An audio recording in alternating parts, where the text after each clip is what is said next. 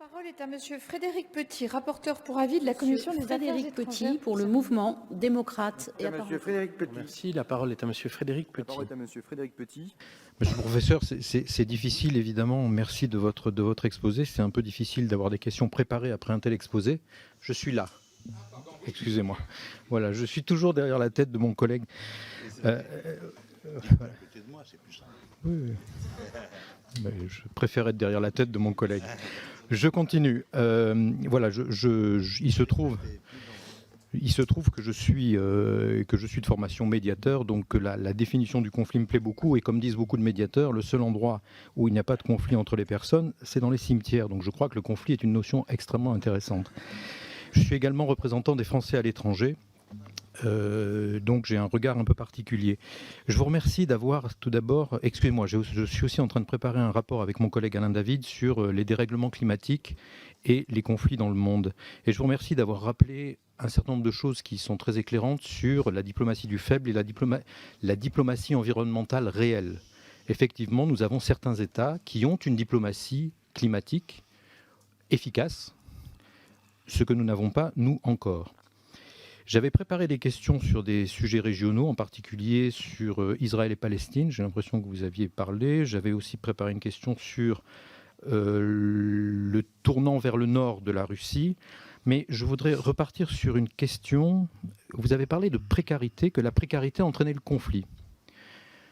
Est-ce que vous ne pensez pas, et je vais prendre deux exemples, que la précarité environnementale, par le fait qu'elle nous met en précarité sur quelqu'un qui n'est pas un ennemi puisque c'est la planète, j'ai des exemples où cette précarité environnementale provoque la coopération. Je pense à l'accord de l'eau au Cachemire entre l'Inde et le Pakistan, qui n'a jamais été remis en cause malgré les 3 guerres.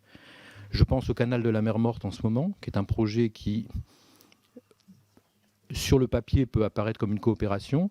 Est-ce que vous pensez, comme certains auteurs le disent, que cette diplomatie, que j'appelle plutôt environnementale que climatique, pourrait, à l'inverse, provoquer des coopérations? Question très juste. Je vous remercie.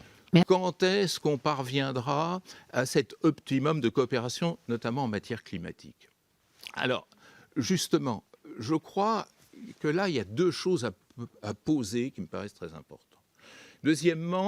Premièrement, oui, je suis tellement pressé que... premièrement, l'idée qu'à un moment donné du temps, le calcul coopératif est perçu comme plus rationnel que le calcul conflictuel.